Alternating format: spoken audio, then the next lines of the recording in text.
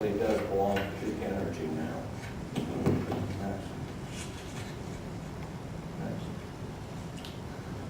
Here's a photo from 1974.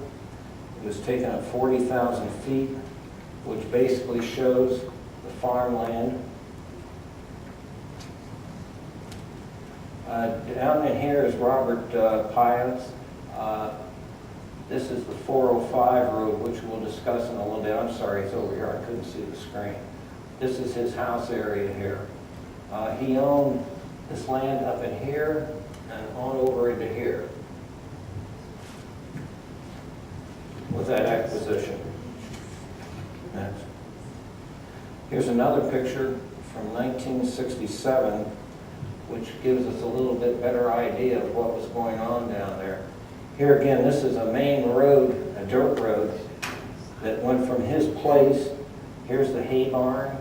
Here's his dairy barns. This dirt road went all the way up. And I want you to remember these two walnut trees. Right in that walnut tree area is where their graveyard was.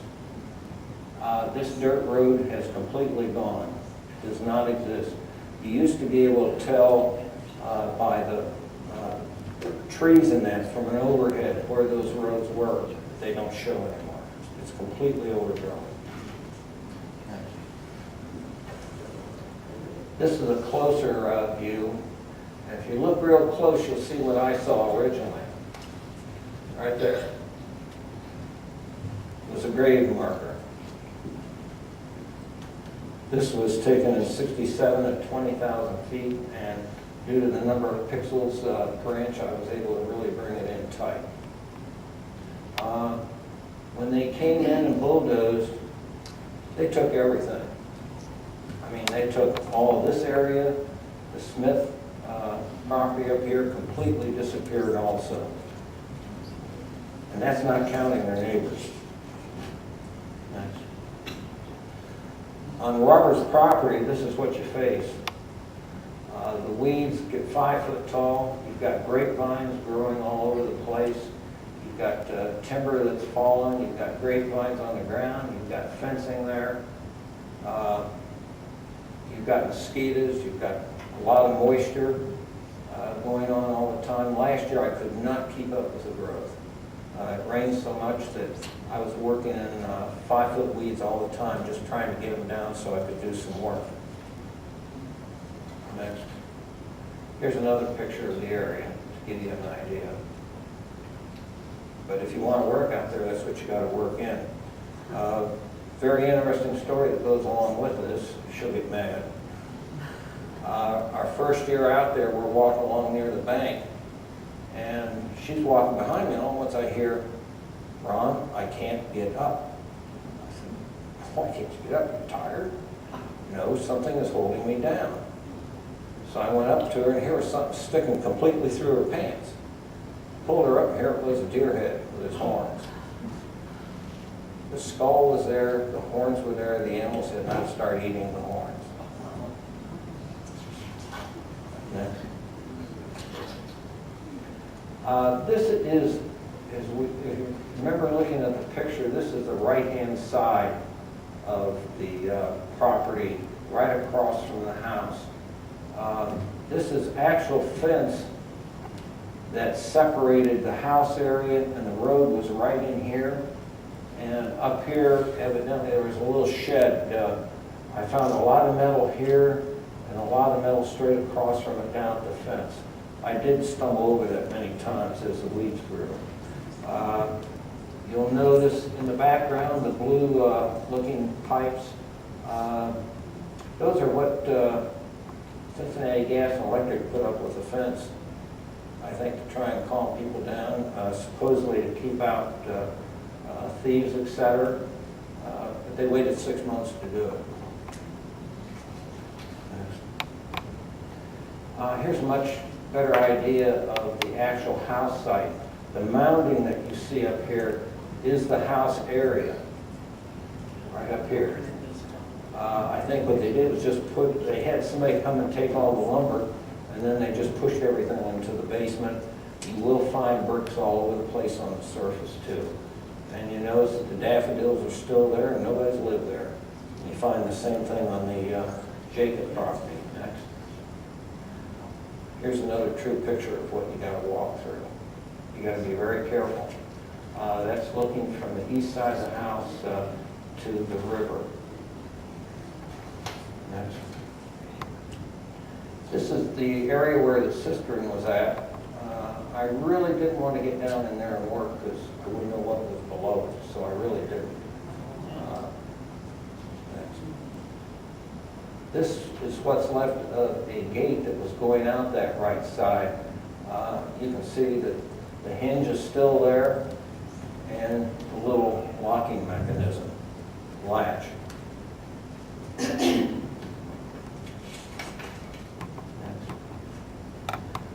Here's a scale drawing. Here again, you'll see there's GPSs all over the place for each different thing.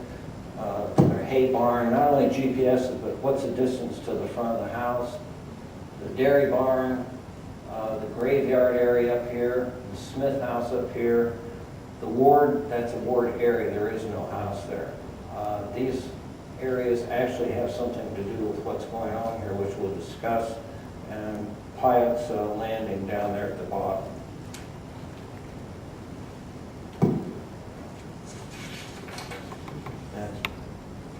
I wish I could make this bigger so you could see it.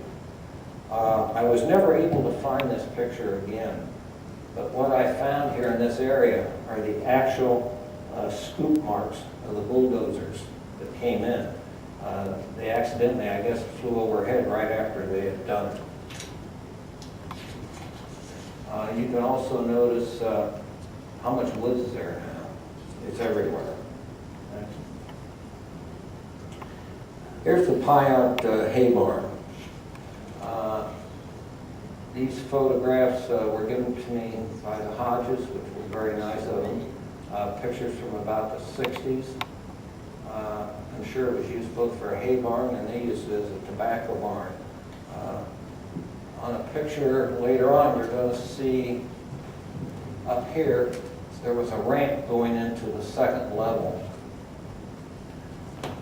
Actually, these floods that occurred were actually beneficial to the farmers because it kept bringing nutrients into their soil. They had very rich soil. Here's an actual scale drawing of the barn. It was quite big, 73 by 93. All the column supporters are there. The wood was all taken. I think I saw a picture in the Boone County Library of the inside of that. It was just fantastic old wood. Here again, all these measurements were double checked and everything to make sure they're right. Thanks. Here's what it looks like now. Looks like a junkyard. It's a real shame. But time does have to go forward. But it's amazing that these support mechanisms, or these support stones are still there. Back in the back here is that ramp area. I think I have another picture in there of that. Next. Here it is, still intact, even with all the vines and everything growing all over it.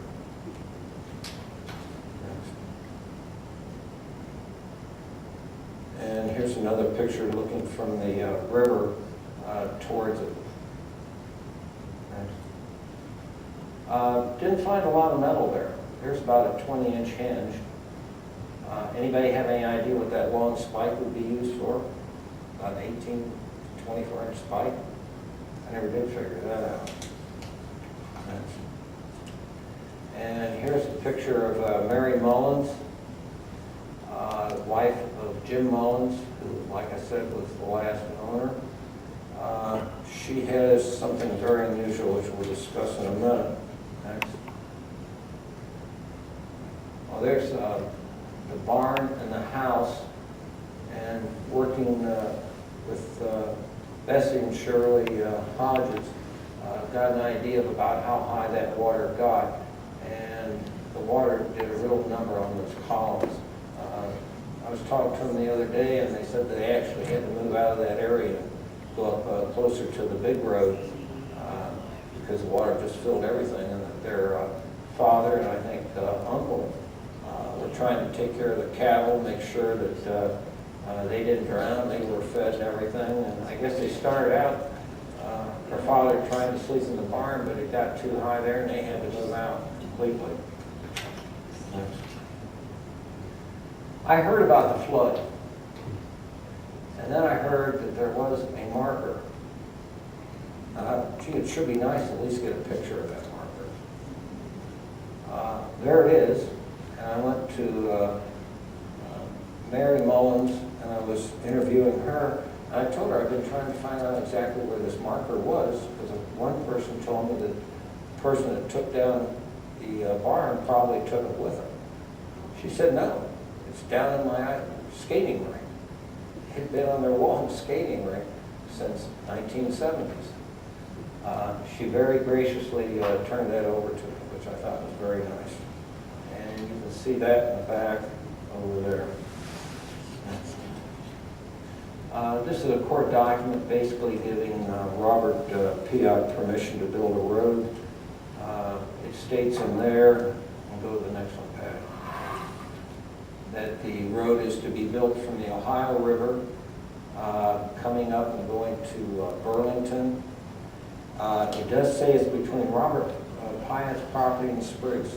I can find no ownership of Spriggs on any documents, but I know she was in that area.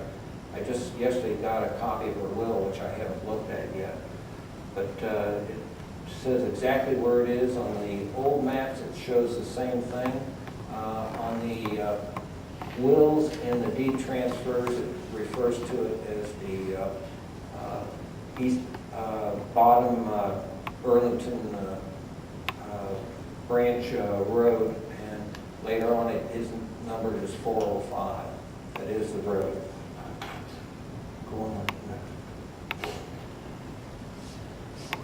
Here again, here is the Piatt's property down here. There's their hay barn. Here's the cemetery. And up here is the Smith and the Ward property, 2 Ward properties. Oh, and there's the road going up the 405. Gee, look. He had a ferry, he had a road, he had his house right there. What a way to get ahead. Smart man.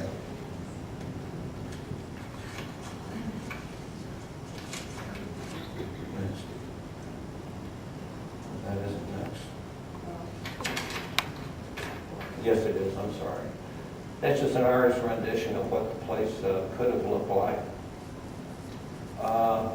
Looking at those little lanterns, I think you'll see a high probability that one little piece of glass back there is a lens from a lantern. Next. Oh, here, this is basically just looking at the same thing in a different form. I think I showed it before, didn't I? Different people like to look at things different ways. So this is an aerial view with the same information.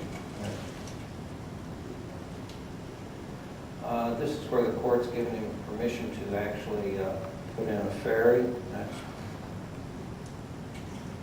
He had to give him $1,000 to start that ferry.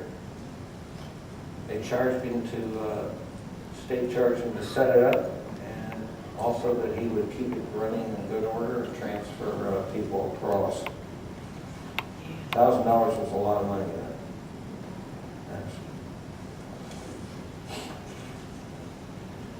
Here we get into the Hodges. What a fantastic family. And I'm not saying that because you're here. My wife hears me discuss you folks all the time.